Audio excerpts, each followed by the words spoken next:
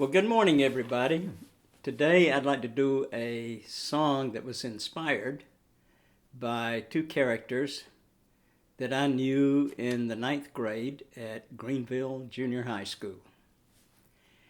And one of these was an old guy that used to hang out at a little mom and pop store around the corner from the school, where before classes we would go to smoke a cigarette and have coffee and whatever. And he had cauliflower ears. All we knew about him really was that he used to be a boxer and that his nickname was Charlie Fingers. How he got that nickname, I don't know, and probably don't want to know. The other was a kid named Tyrone Dupree. Tyrone's mother doted on him. She named him after her favorite movie star. She did not believe in disciplining a child. And believe me, by the ninth grade, that showed in Tyrone. I think we would have voted him first in his class to go to the electric chair. And I was sort of playing around in my mind, well, what would happen if these two met, years later? And I called the song The Ballad of Charlie Fingers and Tyrone Dupree.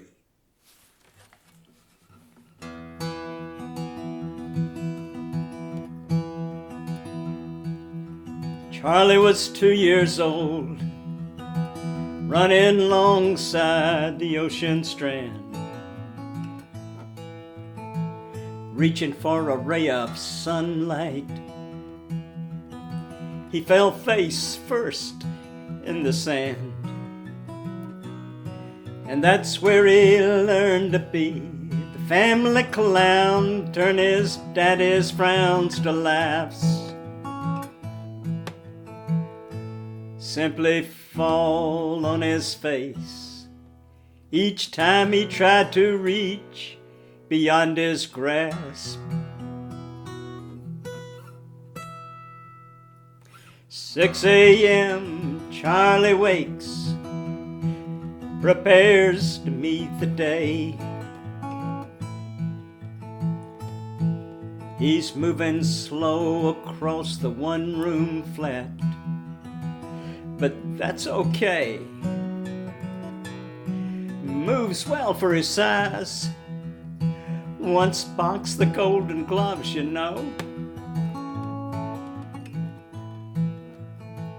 But the image in the mirror reminds him it was 60 pounds and 30 years ago.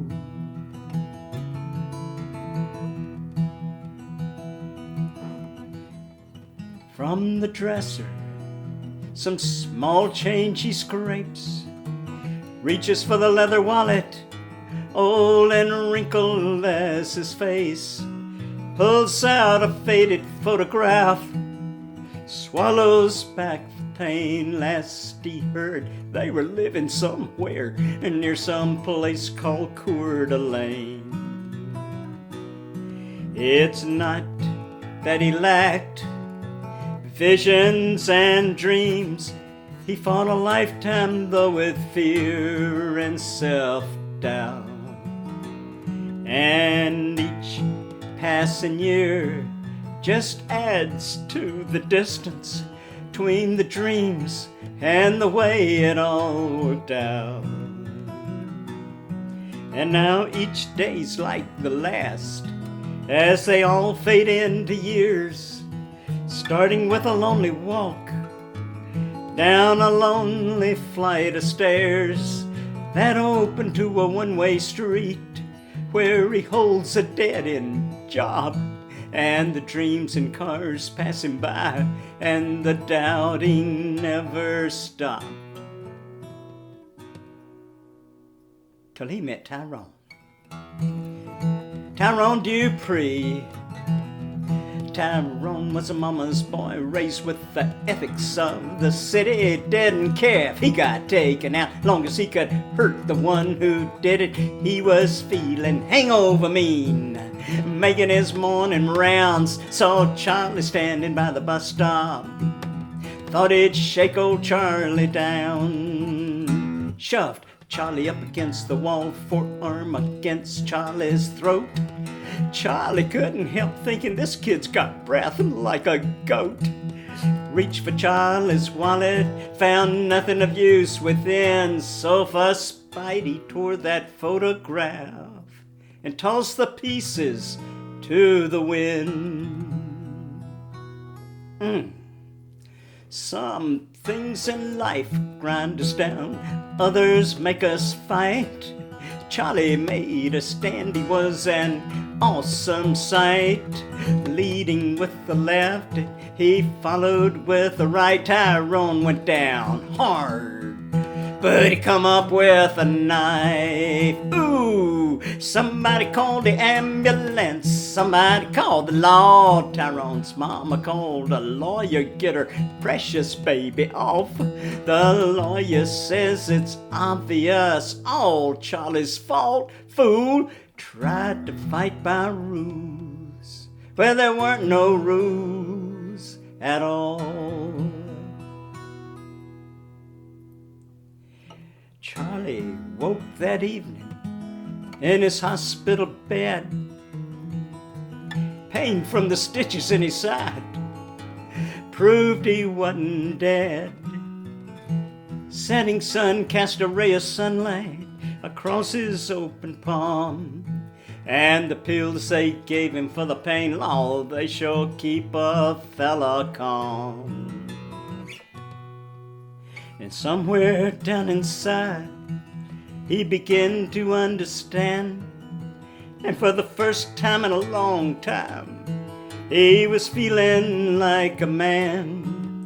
Smiled to himself, slowly closed his hand, drifted off to sleep. Time to return to the visions and the dreams. Stop fooling with the fears and the doubts. And now each passing day just adds to the bridge between the dreams and the way it's all working out.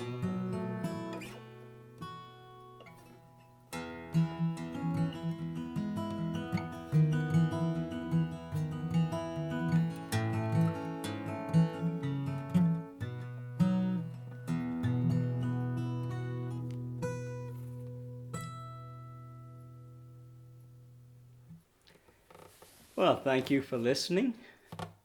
Please be safe out there.